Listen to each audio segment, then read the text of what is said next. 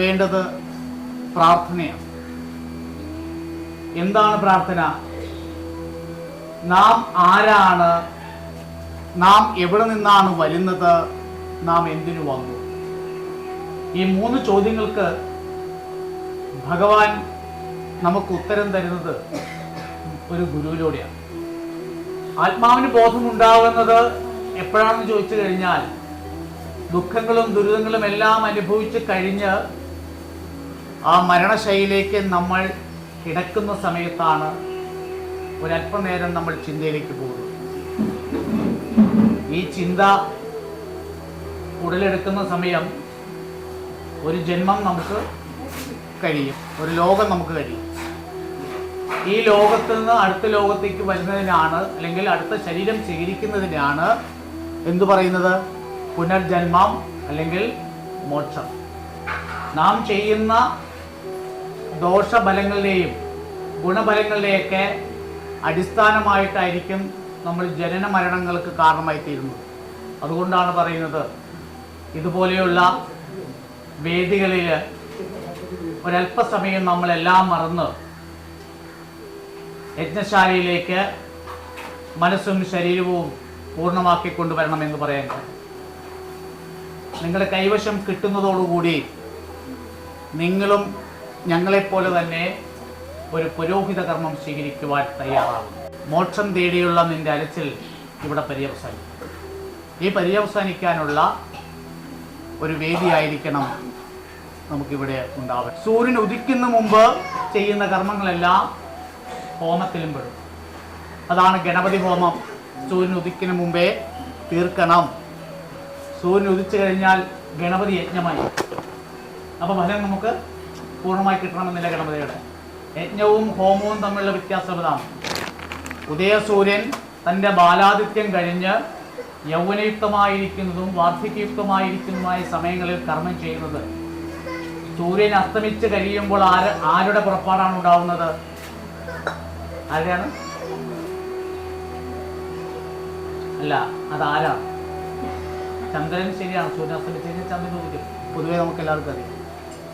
ചന്ദ്രൻ എന്ന് പറയുന്നത് ദേവതാസങ്കല്പത്തിന്റെ പ്രധാനിയായിരിക്കുന്ന മഹാലക്ഷ്മി, മഹാകാളി, സരസ്വതി, ഈ 3 ഭാവങ്ങളുടെയും ഒരു സംഗമമാണ്.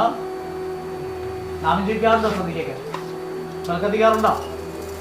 ശ്രീകോവിലാകുന്നതിന് മുമ്പ് അവിടെ തളിച്ച് വൃത്തിയാക്കി പീഠശുദ്ധി ഉണ്ടാക്കണം. ഈ പീഠശുദ്ധി ഇല്ലാത്ത ഒരു വീടും വീടല്ല. അതുകൊണ്ട് 5:30 മണി മുതൽ വീട്ടിൽ ആരെങ്കിലും ഉണ്ടെങ്കിൽ അവരെല്ലാവരും ആ സമയം കുറച്ച് നേരത്തേക്ക് മറ്റെല്ലാ തിരക്കുകളും മാറ്റിവെച്ച് നിങ്ങൾ ഈ കലിയുഗത്തിൽ ആ ദേവിയെയും ആ ഗണപതിയെയും ഭജിക്കുവാൻ കാരണമാണ്.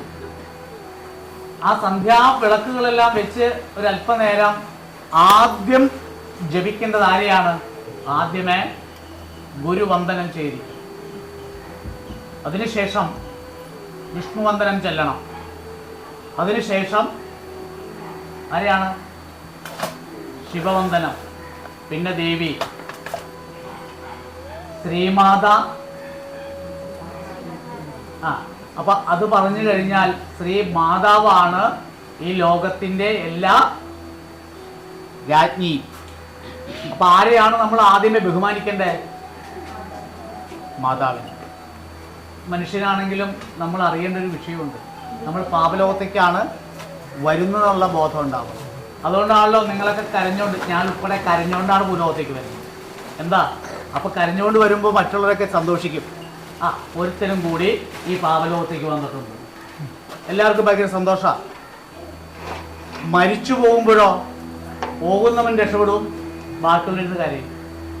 ശ്രദ്ധിച്ചിട്ടുണ്ടോ? എന്നെയും കൂടി കൊണ്ടുപോകുമോയെന്ന് ചോദിച്ചിട്ടുണ്ടോ? അല്ലെങ്കിൽ എന്നെ ഇട്ടേച്ചു പോയത് എന്താണ്? ഈ ചോദ്യത്തിനുള്ള ഉത്തരമാണ് പാപലോകത്തേക്ക് വരാതിരിക്കാനും ആ പാപലോകത്തിൽ നമ്മൾ തിരിച്ചു പോകേണ്ടി വരുന്നത് എത്രയും വേഗം ആവണമെന്നും നമ്മൾ ഓരോരുത്തരും ചെയ്യണം.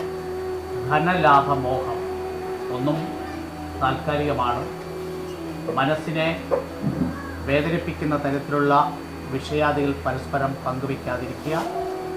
വീട്ടിൽ മുതിർന്നവരുണ്ടെങ്കിൽ അവരോട് ബഹുമാനം കാണിക്കുക, അവരുടെ കാല് തൊട്ട് വന്ദിച്ച് നിങ്ങളൊരു കാര്യത്തിനിറങ്ങുക.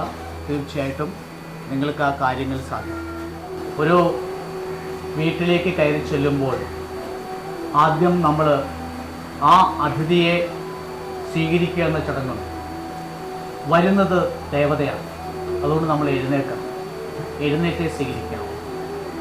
ഇരുന്നുകൊണ്ടനാ കരുവ എന്ന് പറഞ്ഞാൽ നമ്മൾ അഹങ്കാരിയും വരുന്നവൻ നിസ്വാർത്ഥനുമായിരിക്കും. അപ്പോൾ അവൻ്റെ ഉദ്ദേശം, ആ വരുന്ന ഉദ്ദേശം ഏത് തരത്തിലാണെങ്കിലും അതിൻ്റെ ഫലം നമുക്ക് നെഗറ്റീവായിരിക്കും. അപ്പോൾ അതൊന്നും ഉണ്ടാവരുത്. ഉമ്മറത്ത് കാലും കയറ്റി ഇരിക്കരുത് എന്ന് പഴമക്കാർ, സ്ത്രീകൾ ഉൾപ്പെടെയുള്ളവരുടെ എല്ലാം പറയുന്നത്. ഇന്നത്തെ കുട്ടികൾ പറയും കാലും കയറ്റി ഇരുന്ന് കഴിഞ്ഞാൽ ഞങ്ങൾക്കെന്ത് സംഭവിക്കും, അല്ലെങ്കിൽ നിങ്ങൾക്കെന്ത്.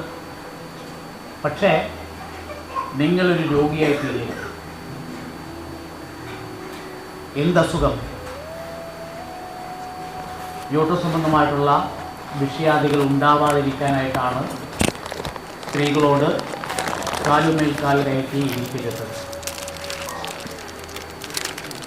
ഏറ്റവും നിലത്തിരുന്ന് ഇപ്പോൾ ഈ ശമ്പളം പഠിച്ചിരിക്കുന്ന എത്ര പേരുണ്ടോ അത്രയും പേരുടെ കുണ്ഡലി കർമ്മം പൂർണ്ണമാണ്. അല്ലാത്തവർക്ക് അസ്ഥി സംബന്ധമായ രോഗങ്ങളൊക്കെ ഉണ്ടാകും, മുട്ടുമടക്കാൻ പറ്റാതെ വരും, പല വിഷയങ്ങൾ അതിലൂടെ വരും. അതുകൊണ്ട് ഭക്ഷണമൊക്കെ കഴിക്കുമ്പോൾ നമ്മൾ നിലത്തിരുന്ന് ഭക്ഷണം കഴിച്ച് കഴിഞ്ഞാൽ നല്ലതാണ്. ഞാൻ ഇത്രയൊക്കെ പറഞ്ഞു തരുന്നത്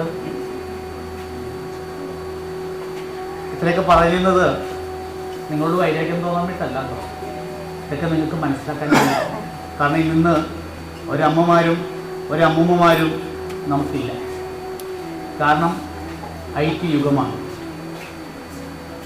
സൂര്യനെയും ചന്ദ്രനെയും മറ്റ് ഗ്രഹങ്ങളെയും കണ്ടെത്തുവാൻ ഉപകരണങ്ങൾ ഉപയോഗിച്ച് ശാസ്ത്രജ്ഞന്മാർ പെടാപ്പെടുമ്പോൾ നമുക്ക് പൂർവമായിട്ടുള്ള മുനിമാൽ മനനം ചെയ്ത ആ ഗണിതമാണ് ഇന്ന് എല്ലാവരും പാലിച്ചുകൊണ്ട് പോകും.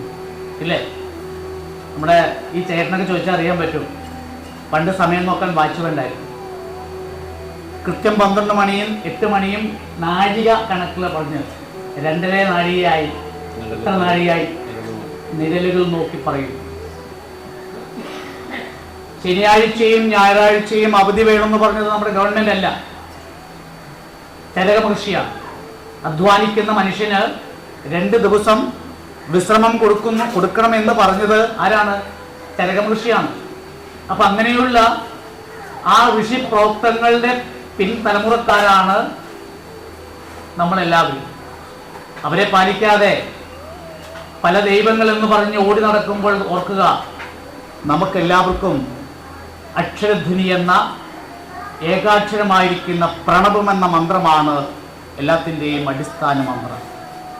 അതുകൊണ്ട് ഏതൊരു കർമ്മം ചെയ്യും മുമ്പ്, ഏതൊരു മന്ത്രം ചൊല്ലുന്നതിന് മുമ്പ് നമ്മൾ ചെയ്യേണ്ടത് എന്താണ്?